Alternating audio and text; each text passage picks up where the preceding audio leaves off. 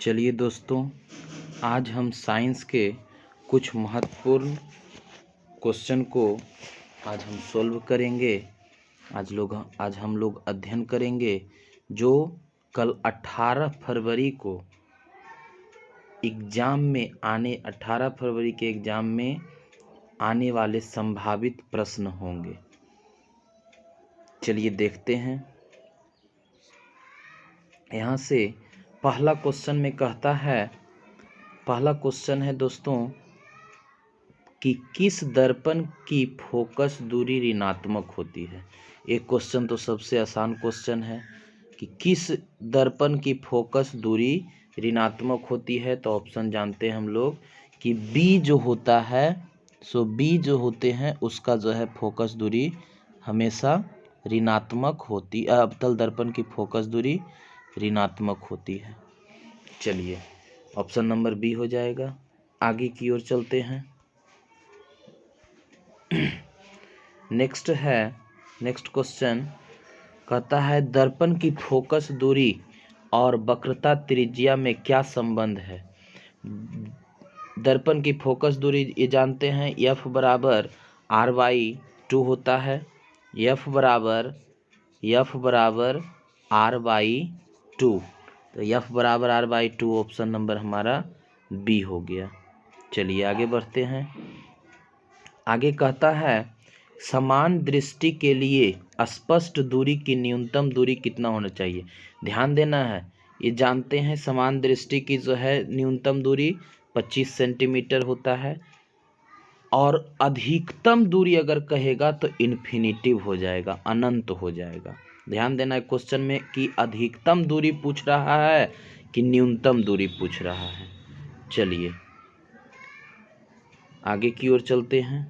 आगे कहता है क्वेश्चन श्वेत प्रकाश का कौन सा रंग किसी प्रिज्म से गुजरने के पश्चात सबसे कम झुकता है। तो जानते हैं कि इसका श्वेत प्रकाश का जो है आप जानते हैं कि लाल रंग का जो है वो बहुत कम झुकता है। इस प्रकार का क्वेश्चन कल हो सकता है, संभावित एग्जाम में आने वाली क्वेश्चन है, इसलिए पहले आप लोग कॉपी कलम लेकर बैठ जाएं और इसको बनावें। अपना जो है स्कोरिंग देखें कि कितना हम कर पा रहे हैं। वीडियो को पॉज कर दें, उसके बाद देखिए कि कितना आप कर पा रहे हैं। 80 में कितना नंबर आपका आया है और हमको कमेंट करके भी भेजें कि हमारा इतना नंबर आया है सर। ठीक है, आगे चलते हैं। कहता है मानव आँख के रेटिना द्वारा बनाई गई छवि होती है, ये जानते हैं कि वास्तविक और उल्टा होता है। मानव जो है नेत्र में जो है वास्तविक और उल्टा प्रतिबिंब बनता है और उसको सीधा जो है हमारा जो है मस्तिष्क जो होते हैं उसको सीधा करके देखने की अनुभूति करवाती है। चलिए तो ऑप्शन नंबर बी हो जाएगा। आगे की ओर चलते हैं। आगे कहता है क्वेश्चन आकाश का रंग नीला प्रतीत होता है। जानते हैं कि आकाश का रंग नीला प्रतीत जो होता है प्रकाश के प्रकीर्णन के कारण होता है। रेले के प्रकीर्णन नियम से, रेले नामक एक वैज्ञानिक थे, उन्होंने जो है अपना प्रकीर्णन नियम दिए थे, इसी के कारण हमारा जो है आकाश का रंग नीला प्रतीत होता है। चलिए आगे बढ़ते हैं।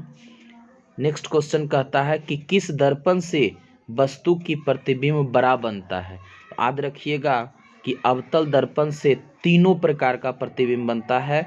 छोटा भी बनता है, छोटा और समान साइज का भी बनेगा, समान साइज का यानी समान बड़ा वस्तु के बराबर भी बनेगा और वस्तु से बड़ा बनेगा। कब वस्तु से बड़ा बनेगा? जब वस्तु को यानी ऑब्जेक्ट को, when object is situated in focus and जो है पोल, देन जो है ऑब्जेक्ट इज फाउंड इन ए, क्या है हमारा ऑब्जेक्ट का जो फॉर्मेशन होगा इन बिग साइज होगा। इसलिए अवतल दर्पण में जब वस्तु को फोकस और पोल के बीच में रखा जाता है तो बड़ा प्रतिबिंब बनता है। सेंटर ऑफ कर्वेचर पर रखते हैं तो हमारा वहाँ पर प्रतिबिंब जो बनता है वो क्या बनता है, तो वह बराबर साइज का होगा। और जब इन्फिनिटिव पर होते हैं तो वस्तु से एकदम छोटा होता है। और सारा कंडीशन तो याद रखना कि इसमें जो होते हैं आपका अवतल दर्पण में जो है होता है बड़ा प्रतिबिंब। चलिए आगे है, निम्नलिखित में कौन सा लेंस निकट दृष्टि दोष को ठीक करने के लिए किया जाता है। एक चीज़ याद रखना, निकट दृष्टि दोष को दूर करने के लिए हम लोग जानते हैं कि अवतल लेंस का प्रयोग किया जाता है। ऑप्शन नंबर हमारा क्या हो जाएगा, ऑप्शन नंबर सी जो होगा सो हमारा ऑप्शन नंबर सी आंसर हो जाएगा। निकट दृष्टि दोष के उपचार के लिए इसमें एक चीज़ और ध्यान देना, निकट दृष्टि दोष होने का मुख्य कारण क्या होगा, तो याद रखना कि नेत्र गोलक का, नेत्र जो है गोलक, नेत्र गोलक का लंबा हो जाना, का लंबा हो जाना, अर्थात जो है नेत्र लेंस और रेटिना के बीच की दूरी क्या होता है, बढ़ जाता है। इसलिए एक कारण भी पूछ सकता है तो याद रखना। और दूसरा कारण क्या हो सकता है, तो दूसरा कारण हो सकता है कि दूसरा कारण यह हो सकते हैं कि नेत्र लेंस का आवश्यकता से अधिक मोटा हो जाना, नेत्र लेंस का आवश्यकता से अधिक मोटा हो जाना, जिसके फलस्वरूप उसकी फोकस दूरी क्या होती है, यानी फोकस दूरी क्या होती है, कम जाती है, कम जाता है, याद रखिएगा। चलिए, और इसके उपचार के लिए, निकट दृष्टि दोष के उपचार के लिए, जैसा कि हम जानते हैं कि निकट दृष्टि दोष के उपचार के लिए अवतल लेंस का उपयोग करते हैं। अवतल लेंस को ही अपसारी लेंस कहा जाता है, याद रखना, अपसारी लेंस, अपसारी लेंस कहा जाता है, यानी अपसारी लेंस के जो है चश्मे का उपयोग करते हैं। चलिए आगे बढ़ते हैं। चलिए नेक्स्ट क्वेश्चन है, निम्नलिखित में कौन उपकरण विद्युत धारा की उपस्थिति को दर्शाता है। तो विद्युत धारा की उपस्थिति को दर्शाएगा, याद रखिएगा, गैल्वेनोमीटर हो जाएगा, यानी इसका आंसर हो जाएगा गैल्वेनोमीटर, याद रखिएगा। चलिए आगे बढ़ते हैं। अगला क्वेश्चन है, दाएं हाथ के अंगूठे के नियम को किसने प्रतिपादित किया था। ऑस्टेड ने, फ्लेमिंग ने, आइंस्टीन ने, मैक्सवेल ने। याद रखना, क्वेश्चन हम बता भी चुके हैं कई बार कि ये जो है सो इसका जो है मैक्सवेल नामक वैज्ञानिक जो थे, उन्होंने अपने अंगूठे के बारे में, अंगूठे से जो है इसका जो है नियम दिए थे। और इसमें हम बताए भी थे, क्या बताए थे मैक्सवेल के दक्षिण हस्त नियम के अनुसार बताया गया है कि किसी धारावाही तार को दाएं हाथ की मुट्ठी में इस प्रकार उन्होंने पकड़ा, इस प्रकार जो है अंगूठा पकड़ा कि अंगूठा जो है सो धारा की दिशा को दर्शा रहा है, तो संकेत करता है। तो अन्य अंगुलियां जो है चुंबकीय क्षेत्र के, यानी चुंबकीय क्षेत्र रेखाओं को जो है व्यक्त करता है। और मैक्सवेल के इस नियम को कॉर्क स्क्रू नियम भी कहा जाता है। मैक्सवेल का इस नियम को कॉर्क स्क्रू नियम भी कहा जाता है। चलिए आगे बढ़ते हैं अगला क्वेश्चन की ओर। आगे कहता है, विभवांतर का यह साई मात्रक क्या है। विभवांतर का यह साई मात्रक वोल्ट होता है। चलिए वोल्ट होता है, याद रखिएगा। ये सब तो क्वेश्चन आद मौखिक वाला क्वेश्चन है। आगे बढ़ते हैं। आगे कहता है, निम्नलिखित में किस संयोजन द्वारा प्रतिरोध का मान बढ़ता है। याद रखिएगा ये क्वेश्चन, किस संयोजन द्वारा प्रतिरोध का मान बढ़ता है। तो एक चीज याद रखिएगा कि प्रतिरोध का जब मान बढ़ेगा तो विद्युत धारा का मान जो है सो घट जाएगा। और आप जानते हैं कि श्रेणी क्रम संयोजन में विद्युत धारा का मान जो होता है वो कम जाता है, इसी के कारण प्रतिरोध का मान क्या होगा, बढ़ जाते हैं। समांतर क्रम में जो है विद्युत धारा का मान क्या होगा, बढ़ेगा। तो जो है प्रतिरोध, जानते हैं कि विद्युत धारा और प्रतिरोध एक दूसरे का जो है क्या है, व्युत्क्रमानुपाती होता है, एक दूसरे का जो है विलोम होते हैं, एक बढ़ेगा तो एक घटेगा और एक घटेगा तो एक बढ़ेगा। यानी हम जानते हैं कि प्रतिरोध बढ़ाना होता है तो अलग अलग प्रतिरोधों को श्रेणी क्रम संयोजन में जो है संयोजित किया जाता है, श्रेणी क्रम में संयोजित किया जाता है। लेकिन प्रतिरोध अगर घटाना है प्रतिरोध, तो अलग अलग प्रतिरोधों को समांतर क्रम में संयोजित किया जाता है, जिसको पैरेलल कॉम्बिनेशन कहा जाता है। चलिए, इस क्वेश्चन का जवाब कोई जो है समांतर क्रम कहीं कहीं दिया हुआ होगा, ध्यान दीजिएगा। इस क्वेश्चन का जवाब 12 का श्रेणी क्रम याद रखना है। आगे कहता है चुंबकीय बल रेखाएं की प्रकृति होती है। चुंबकीय बल रेखाएं की प्रकृति जो होता है सो इसमें याद रखना है कि चुंबकीय बल रेखाएं की प्रकृति जो होता है सो आपका काल्पनिक होते हैं। कैसा होता है, काल्पनिक होता है। चलिए, 1 किलोवाट घंटा किसके बराबर होता है, ये भी याद क्वेश्चन रखना है कि 3.6 × 10⁶ जूल के बराबर होते हैं। चलिए, नवीकरणीय ऊर्जा स्रोत क्या है, इसमें नवीकरणीय ऊर्जा का स्रोत क्या है जो कभी खत्म नहीं हो सकता है। तो नवीकरणीय ऊर्जा स्रोत में सौर ऊर्जा जो होंगे सो नवीकरणीय ऊर्जा स्रोत के अंतर्गत आ जाएगा। नवीकरणीय ऊर्जा स्रोत किसको कहते हैं, जो कभी भी समाप्त नहीं होता है, और सौर ऊर्जा जो है सो कभी भी समाप्त नहीं होगा। यानी सूर्य से जो ऊर्जा होगा आएंगे उसको वो कभी समाप्त नहीं होगा। नवीकरणीय में और क्या हो सकता है, तो सौर ऊर्जा हो सकता है, और क्या है तो पवन ऊर्जा लिख सकते हैं, पवन ऊर्जा हो सकता है, और क्या है तो जल विद्युत ऊर्जा हो सकता है। फिर और क्या हो सकते हैं, तो भूतापीय ऊर्जा हो सकता है। ये सब जो है महासागरीय ऊर्जा हो सकते हैं, जैव द्रव्यमान ऊर्जा हो सकता है। ये सब सभी नवीकरणीय का अंतर्गत आएगा। चलिए आगे चलते हैं। कौन सा लेंस अपसारी लेंस कहा जाता है, अभी बताए थे कि अपसारी लेंस किसको कहेंगे, तो अवतल लेंस को अपसारी लेंस कहते हैं। चलिए आगे की ओर बढ़ते हैं।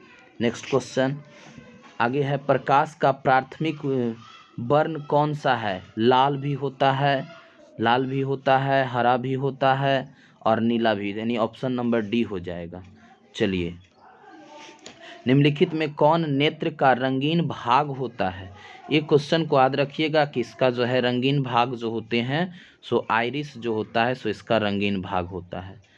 आगे बढ़ते हैं। 1 HP बराबर, जिसको हॉर्स पावर कहा जाता है, हॉर्स पावर बराबर 746 वाट होता है। इसी को अश्व शक्ति भी कहते हैं। इसी को जैसे इंजन वगैरह खरीदते हैं तो उसमें कहा जाता है कि हमारा 1 HP का है, 2 HP का है, तो ये जो है HP वही चीज़ दर्शाता है, इसका जो है HP वही चीज़ दर्शाता है कि कितना, तो 1 HP बराबर 746 वाट होता है। एक आगे कहता है विशाल शीशा यानी मैग्नीफाइंग ग्लास में कौन सा लेंस, तो याद रखिएगा कि विशाल शीशा में मैग्नीफाइंग ग्लास में जो होता है सो आपका उत्तल लेंस का उपयोग किया जाता है। चलिए आगे बढ़ते हैं। जब किसी चालक तार से विद्युत धारा प्रवाहित होती है तो गतिशील कण है, ये जानते हैं कि इलेक्ट्रॉन जो होता है सो इसका गति कण होते हैं। इलेक्ट्रॉन का स्थानांतरण ही जो है विद्युत धारा का जो है आवेश का में बताए थे। आगे कहता है एम्पियर घंटा मात्रक है। एम्पियर घंटा जो है सो किसका मात्रक है, तो यहाँ पर ध्यान दीजिएगा कि एम्पियर, यहाँ से समझते हैं कि 1 एम्पियर बराबर, जानते हैं फॉर्मूला कि क्या होता है कि 1 एम्पियर बराबर होता है 1 कूलम बटे 1 सेकेंड। अब यहाँ से जो है एम्पियर घंटा जो होता है डायरेक्ट ऐसे याद रखना, कूलम का एसआई मात्रक कूलम जो होता है किसका एसआई मात्रक होता है, तो आवेश का एसआई मात्रक कूलम होता है। कूलम जो है ये सेकेंड में है यहाँ से, तो आप याद रखिएगा समय का ग्रेटेस्ट यूनिट लेंगे, इसलिए आवेश का SI मात्रक एम्पियर प्रति घंटा या जो है एम्पियर घंटा के रूपों में आपका होगा। चलिए आगे है, निम्नलिखित में कौन सा मात्रक वाट के बराबर है। याद रखना इसमें जो है जूल पर सेकेंड जो होगा सो वाट के बराबर हो जाएगा। 23 नंबर का ऑप्शन ए हो जाएगा। चलिए विद्युत धारा का मात्रक, ये सब तो क्वेश्चन आप जानते हैं कि एम्पियर होता है। चलिए आगे कहता है ग्लोबल वार्मिंग के लिए उत्तरदायी, जानबे करते हैं ये कि ग्लोबल वार्मिंग के लिए CO2 जो है सो आपका उत्तरदायी होता है। आगे कहता है शरीर में भोजन का पचना किस प्रकार की अभिक्रिया है। तो शरीर में भोजन का पचना आप जानते हैं उपचयन अभिक्रिया के अंतर्गत आता है। चलिए उपचयन अभिक्रिया के अंतर्गत होगा। आगे चलते हैं, 27 नंबर कहता है क्वेश्चन कि कली चूना पर जब जल डाला जाता है तब अभिक्रिया होती है। जब कली चूना में पानी डालते हैं तो उसमें उष्मा निकलता है, तो वहाँ पर अभिक्रिया उष्मा क्षेपी रासायनिक अभिक्रिया होगा।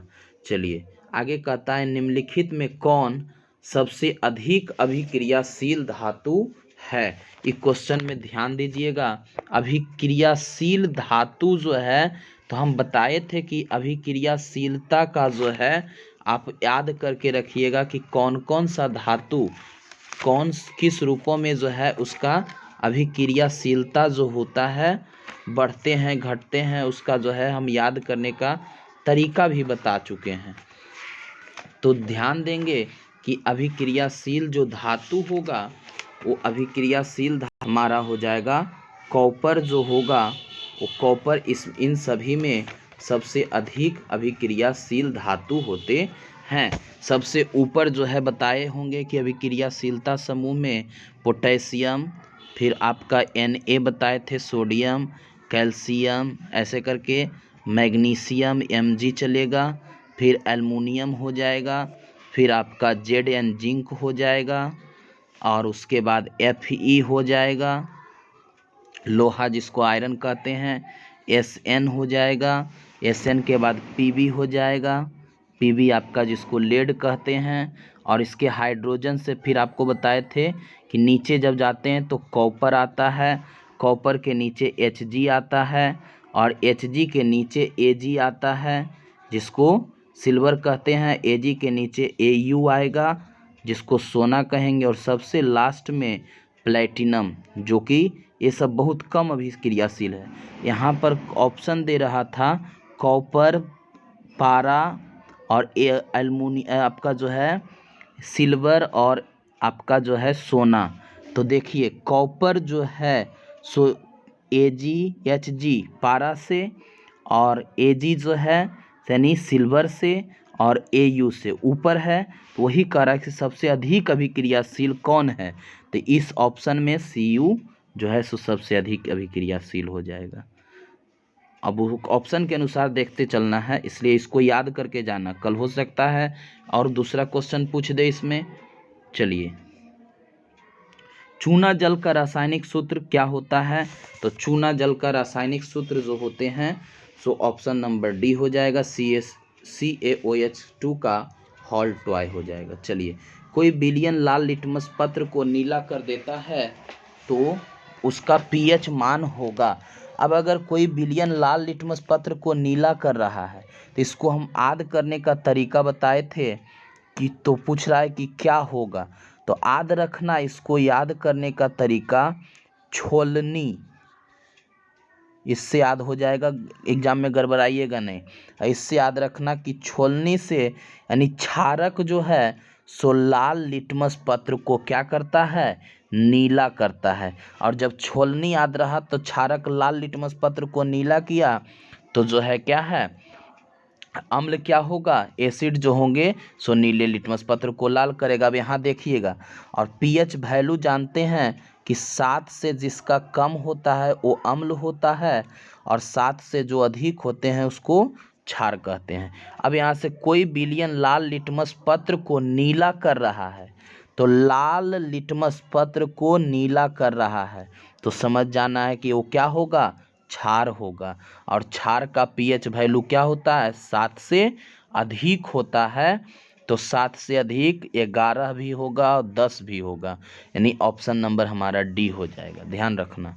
चलिए आगे कहता है एल्काइन में कार्बन कार्बन के बीच सहसंयोजक बंधन होते हैं। एल्काइन में कितने सहसंयोजक बंधन होते हैं, तो याद रखना कि जो है 3 जो है होता है। चलिए ग्लूकोज का आणविक सूत्र क्या है, ये तो जानते हैं कि आणविक C6H12O6 होता है।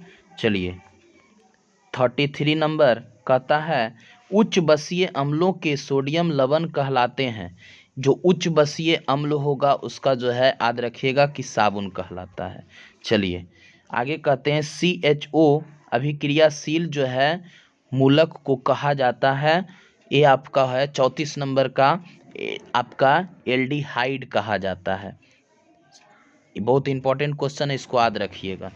चलिए आवर्त सारणी के किसी आवर्त में बाएं से दाएं जाने पर तत्वों की परमाणु त्रिज्या, हमेशा याद रखना कि परमाणु त्रिज्या का यानी परमाणु संख्या जो होगा हमेशा बढ़ती जाती है। चलिए आगे बढ़ते हैं। आगे कहता है, हाँ 35 हो गया, 36। आगे कहता है निम्नलिखित तत्वों को उनके अधातु गुण के अनुसार बढ़ते हुए क्रम में सजाएं। और जो है बढ़ते हुए क्रम में सजाना है, तो बढ़ते हुए क्रम में इसको सजाने के लिए आप इसमें याद रखिएगा, इसका जो है ऑप्शन नंबर बी हो जाएगा। अपने दोस्तों के बीच इसको शेयर कर दीजिए जो कि कल एग्ज़ाम देंगे, उसके लिए बहुत इम्पॉर्टेंट है। और हम कभी विशेष नहीं कहते हैं कि लाइक कीजिए, शेयर कीजिए। ये आपको अगर अच्छा सेशन पसंद आ रहा है, लगा कि नहीं कुछ सीखे, तो एक लाइक बटन दबा दीजिएगा, जिससे इससे होता है क्या, बताने के बाद मनोबल बढ़ता है। ये जो है सो एक जो है कि इससे मनोबल बढ़ता है कि नहीं बच्चों ने कुछ सीखा है। हमारे और आपके बीच जुड़ने का यही एक जो है थंब से ही, लाइक बटन से ही पता चलता है कि क्या आप कितना सीख रहे हैं अपने।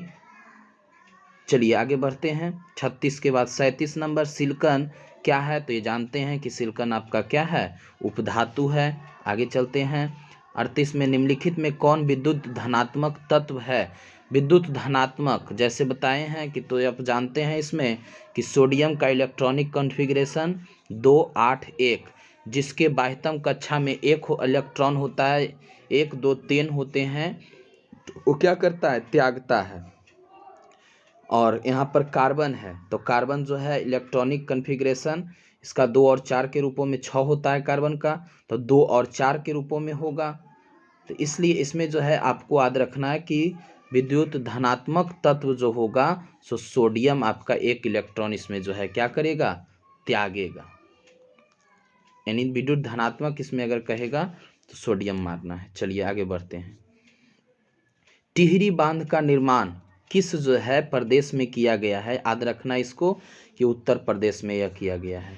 आगे कहता है निम्न में से किस धातु को किरोसिन तेल में डुबा कर रखा जाता है, जानते हैं अभी बताए थे कि सबसे अधिक अभिक्रिया श्रेणी में सोडियम, पोटेशियम के बाद सोडियम था। ये जो है सो अपने आप इसमें जलने, अगर वायुमंडल में छोड़ दिया जाए इसे तो ये जलने लगेगा, इसलिए इसको किरोसिन तेल में रखा जाता है डुबोकर, जिससे वो अभिक्रिया नहीं करता है। चलिए आगे कहता है अपमार्जक से बनाए जाते हैं, सर्फ एक्सल बनाया ही जाता है, शैम्पू, इजी सर्फ, उपयुक्त सभी हो जाएगा इसमें। चलिए आगे बढ़ते हैं। सोलर सेल में किसका उपयोग होता है, याद रखना सिलिकॉन जो होते हैं, सिलिकॉन का उपयोग जो है सोलर सेल में किया जाता है। चलिए आगे बढ़ते हैं। निम्नलिखित में से किसका उपयोग खाना बनाने वाले ईंधन में नहीं होता है, तो याद रखना है कि एलपीजी का प्रयोग तो करते ही हैं हम लोग प्रत्येक दिन, कोयला का भी करते हैं, बायोगैस का मतलब जो है, बायोगैस का मतलब जो है जो हमें जानवरों के द्वारा जैसे गोईठा वगैरह है तो बायोगैस के अंतर्गत आएगा। सीएनजी का प्रयोग जो होता है वाहन के में उपयोग में, वाहन के चालन में जो है उपयोग किया जाता है, इसलिए ऑप्शन नंबर सी हो जाएगा। चलिए CuO2 में जो है क्या हो रहा है, तो इसमें याद रखिएगा कि ऑक्सीकरण की अभिक्रिया हो रहा है, याद रखना है। चलिए आगे बढ़ते हैं। आगे कहता है निम्नलिखित में से कौन सा समीकरण संतुलित नहीं है। संतुलित नहीं है जैसे देखना है, दोनों साइड अभिकारक और उत्पाद में संख्या को बराबर करना है। जैसे इसमें देखते हैं तो हाइड्रोजन 2 गो, क्लोरीन 2 गो, तो यहाँ भी 2 हाइड्रोजन 2 क्लोरीन हो गया, ये संतुलित है। इसमें जो है 4 हाइड्रोजन 2 ऑक्सीजन 2, ये भी संतुलित है। उसके बाद चलते हैं तो 2 पोटेशियम 2 पोटेशियम, कैल्शियम इसमें भी 2 गो, इसमें भी 2 गो, और यहाँ पर ऑक्सीजन 3 दूनी 6, इधर 3 दूनी 6, ये भी संतुलित है। तो ऑप्शन नंबर जो है बी हो जाएगा। चलिए आगे है उदासीन विलयन का पीएच मान होता है। अभी बताए थे कि उदासीन का पीएच वैल्यू 7 होता है। 7 से नीचे होगा तो आपका जो है क्या है, अम्लीय होगा, और 7 से अधिक होगा तो क्षारीय होगा। चलिए आगे है निम्नलिखित में से कौन जो है दुर्बल अम्ल है। आप जानते हैं सबसे प्रबल अम्ल HCl होता है, HNO3 जो है, ये सब जो है H2SO4, ये सब प्रबल अम्ल है। प्रबल जिसका जो है, जो कि जिसका अम्लीयता पीएच वैल्यू में जिसका मान लगभग 1-2 के करीब होता है, वो प्रबल माना जाता है। समझ रहे हैं। तो इसमें याद रखना कि CH3COOH जो होता है, सो यह जो होते हैं सो दुर्बल अम्ल माना जाता है। यानी ऑप्शन नंबर हमारा क्या होगा, सी ऑप्शन नंबर सही हो जाएगा। चलिए आगे कहता है क्रायोलाइट अयस्क किसका है। तो याद रखना क्रायोलाइट जो अयस्क है सो एल्युमिनियम का अयस्क है। एल्युमिनियम का एक बॉक्साइड भी होता है। चलिए पोटेशियम की परमाणु संख्या जानते हैं। पूरा जो है 30 तक कम से कम परमाणु संख्या याद कर लीजिएगा, उससे का क्वेश्चन आपका रहेगा। पोटेशियम का परमाणु संख्या 19 होता है। चलिए आगे बढ़ते हैं। फॉर्मिक अम्ल का जो है, फॉर्मिक अम्ल का यूपेक नेम क्या होता है। तो याद रखिएगा, इसको ऐसे हम बनाने का ट्रिक भी बता चुके हैं। मिथेनोइक अम्ल होता है। और एक क्वेश्चन यहाँ से पूछा जा सकता है कि चींटी के डंक में कौन सा अम्ल पाया जाता है। तो याद रखिएगा कि फॉर्मिक अम्ल पाए जाते हैं। ये अम्ल वाला से एक क्वेश्चन रहेगा कल एग्जाम में, इसलिए ध्यान दीजिएगा, इसको एक बार देख कर जाइएगा। आगे कहता है इथाइल अल्कोहल का अनुसूत्र। इथाइल अल्कोहल का अनुसूत्र जो होता है ये आपका C2H5OH होता है। चलिए आगे है एल्काइन कौन है। इसमें एल्काइन कौन है, तो इसमें ऑप्शन नंबर ए होगा, C2H2 जो है सो एल्काइन है। आगे चलते हैं चीनी का रासायनिक सूत्र याद रखिएगा, C12H22O11 होता है चीनी का सूत्र, जो हम लोग शरबत में उपयोग करते हैं, या जो है यानी चीनी जो है हम लोग खाते हैं उसका C12H22O11। ये सभी क्वेश्चन जो है बहुत इंपॉर्टेंट क्वेश्चन है, आपके एग्ज़ाम के व्यू से बहुत इंपॉर्टेंट है। इसको एक बार देख लीजिएगा, उसके बाद एग्ज़ाम देने जाइएगा। आगे कहता है पूरा वीडियो को पूरा देखिए, पूरा 80 क्वेश्चन तक देखिए, जल्दीबाजी में वीडियो को देखना नहीं है, पूरा देखना है। आगे कहता है एसिटिलीन में कार्बन कार्बन के बीच सहसंयोजक बंधन की जो है संख्या होती है। आपको इसमें याद रखना है कि सहसंयोजक की संख्या जो होता है, सहसंयोजक बंधन 3 होता है। आगे जो है श्वसन के अध्ययन के लिए उपयोग किए जाने वाले बीज हैं। इसमें याद रखिएगा कि इसका ऑप्शन क्या होगा, इसका जो है सो अंकुरित बीज हो जाएगा। चलिए आगे बढ़ते हैं। मानव वृक्क किस प्रकार प्रणाली से जो है प्रणाली का एक हिस्सा है, जानते हैं उत्सर्जन का एक हिस्सा ये माना जाता है। चलिए आगे चलते हैं। पौधों में जाइलम निम्नलिखित में से किसकी जो है परिवहन का जिम्मेदार होता है। याद रखिएगा कि जाइलम जो है सो पानी को जो है ले जाने का काम करता है, और फ्लोएम जो है सो भोजन को ले जाने का काम करता है। और ये याद रखिएगा कि जाइलम जो है सो पानी को जो है किस दिशा से किस तरफ, तो नीचे से ऊपर की ओर, और फ्लोएम जो है सभी दिशाओं में भोजन का जो है। इसका जाइलम और फ्लोएम में दोनों क्वेश्चन, जाइलम और फ्लोएम से दोनों का अंतर आप थोड़ा सा घर पर देख कर जाइएगा, हो सकता है क्वेश्चन पूछ दिया जाए। जाइलम और फ्लोएम में अंतर, साबुन अपवार्जक में अंतर, ये सब का देख लीजिएगा।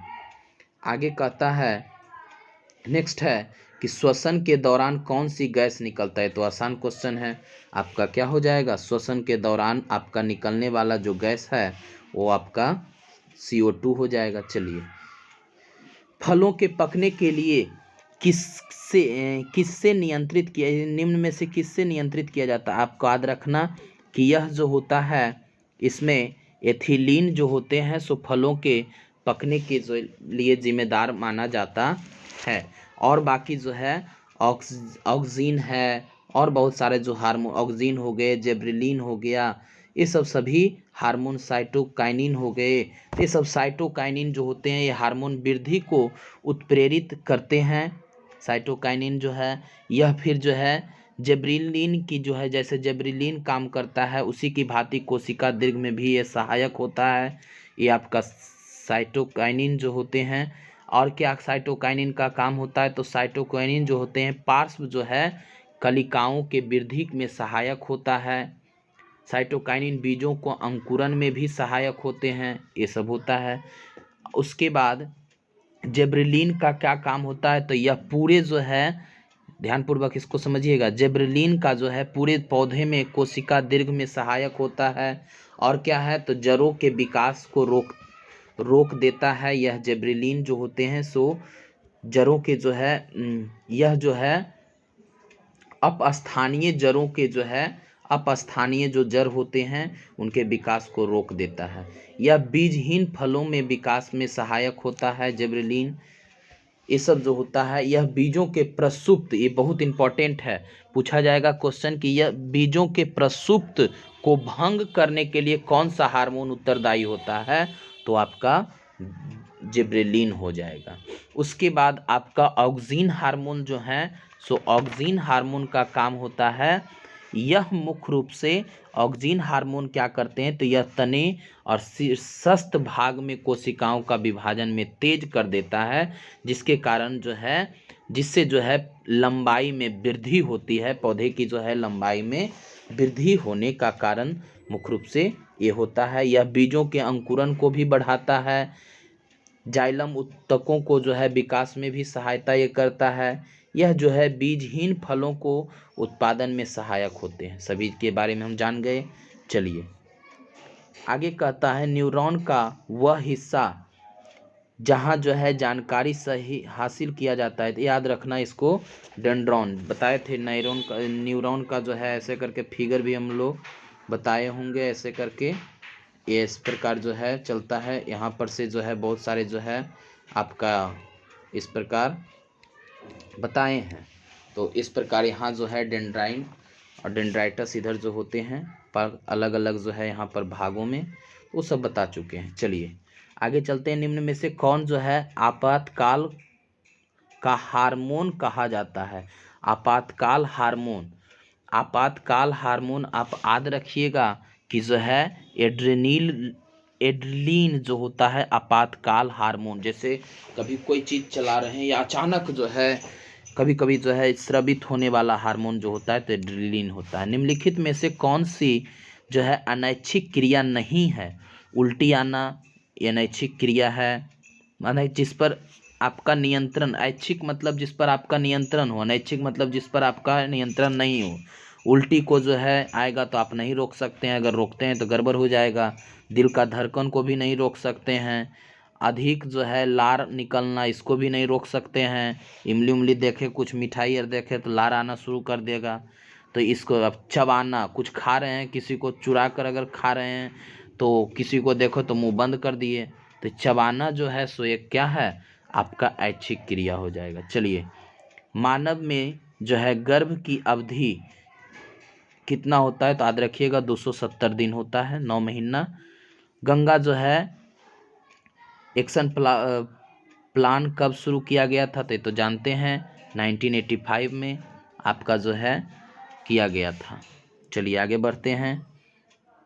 आगे है मुकुलन द्वारा जो है अलैंगिक जनन निम्नलिखित में किसमें होता है? तो याद रखिएगा मुकुलन द्वारा ईस्ट में होता है। चलिए हाइड्रा और ईस्ट दोनों में जो है मुकुलन द्वारा होता है। चलिए निम्न में से कौन सी बीमारी जो है श्वास नली से संबंधित है? श्वास नली से संबंधित टीबी है और क्या है डायरिया नहीं, निमोनिया हो जाएगा। तो बी और सी दोनों हो जाएंगे ऑप्शन, यानी ऑप्शन नंबर डी हो जाएगा। चलिए आगे बढ़ते हैं। आगे है मनुष्य और अन्य मांसाहारी जीवों में जो है किसका पाचन नहीं होता, प्रोटीन का होता है, वसा का हो, सेलुलोज जो होते हैं, जो आपका सेलुलोज जो होता है, जो आपका घास उस खाता है ना, उसमें सेलुलोज का पाचन होता है। आगे कहता है ब्रेन हैमरेज का मुख्य कारण, ब्रेन हैमरेज का मुख्य कारण जो होता है हाइपरटेंशन होता है। हाइपरटेंशन याद रखना, हाइपरटेंशन से जो है ब्रेन हैमरेज होते हैं। आगे है निम्न में से जो है परजीवी पादप का उदाहरण है, इसमें याद रखिएगा कसकटा जो है सो आपका कसकटा जो होगा सो आपका परजीवी पादप होगा। हृदय से रक्त को संपूर्ण शरीर में पंप किया जाता है, हृदय से संपूर्ण जो है शरीर में पंप किया जाने का जो है वो आपका ऑप्शन नंबर बी हो जाएगा, निलय द्वारा। और सभी से हृदय पूरे शरीर से लाने का काम अलिंदों के द्वारा। चलिए आगे बढ़ते हैं। आगे है हाइड्रा में अलैंगिक जनन की विधि, अभी बताए थे कि हाइड्रा में मुकुलन हो जाएगा। चलिए आगे है क्वेश्चन जनन संचारित रोग, आप जानते हैं एड्स जो है सो जनन संचारित रोग है, सिफिलिस भी है, गोनेरिया भी है, इसमें ऑप्शन नंबर डी हो जाएगा। चलिए आगे है पुष्प का सबसे बाहरी भाग होता है, पुष्प का सबसे बाहरी भाग जो होते हैं सो याद रखिएगा बाह्य जो है दलपुंज होता है। चलिए आगे बढ़ते हैं। ब्लड ग्रुप ए में कौन सा एंटीबॉडी होता है, याद रखना, बता चुके हैं, इसका वीडियो भी हम डाले हुए हैं, जिनको नहीं ब्लड ग्रुप समझ में आ रहा है वो वीडियो देख लीजिए, समझ में आ जाएगा। ए इसका जो है एंटीबॉडीज बी हो जाएगा, उसको देखने के बाद ब्लड ग्रुप से आपका एक क्वेश्चन रहेगा वो छूटेगा नहीं, तो ए का जो है एंटीबॉडीज क्या होगा, बी होगा, वो हम बता चुके हैं उसमें। रक्त में ग्लूकोज की मात्रा निम्नलिखित में से कौन नहीं नियंत्रित करता है, तो याद रखिएगा इसमें जो है आपका ऑप्शन नंबर सी हो जाएगा, गैस्ट्रीन जो होते हैं सो आपका नहीं करता है। चलिए आगे बढ़ते हैं। पादप वृद्धि हार्मोन, इसमें याद रखना ऑक्सीन था बताए थे, लेकिन यहाँ ऑप्शन नहीं है, तो जबरेलिन भी जो होते हैं पादप जो है वृद्धि हार्मोन होता है, याद रखिएगा। चलिए आगे है हार्मोन स्रावित होता है, बता चुके हैं कि इंडोक्राइन ग्लैंड से अंतःस्रावी ग्रंथि के द्वारा हार्मोन स्रावित होते हैं।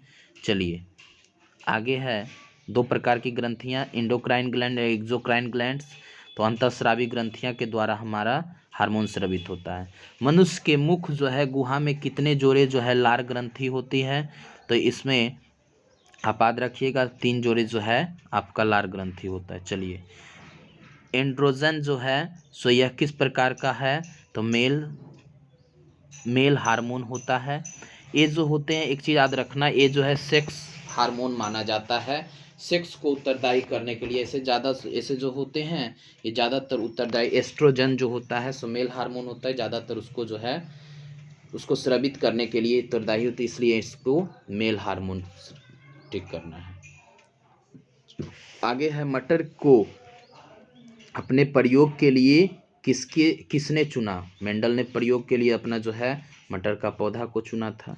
चलिए दोस्तों आज इतना ही, आप इतना करके जाइएगा, अगले जो है वीडियो की अपेक्षा आपको हो सकता है अगला वीडियो भी आपका डाल दिया जाएगा, इसलिए चैनल को सब्सक्राइब करो, अगर अच्छा लगा होगा सेशन तो लाइक भी कीजिएगा और अपने दोस्तों को बीच में शेयर करें, जिससे क्या है उनको भी फ़ायदा हो जाए। चैनल से जुड़े रहें, इससे आपको जो है बहुत सारे इम्पोर्टेंट वीडियो आपको प्राप्त होता रहेगा। चलिए थैंक यू, धन्यवाद।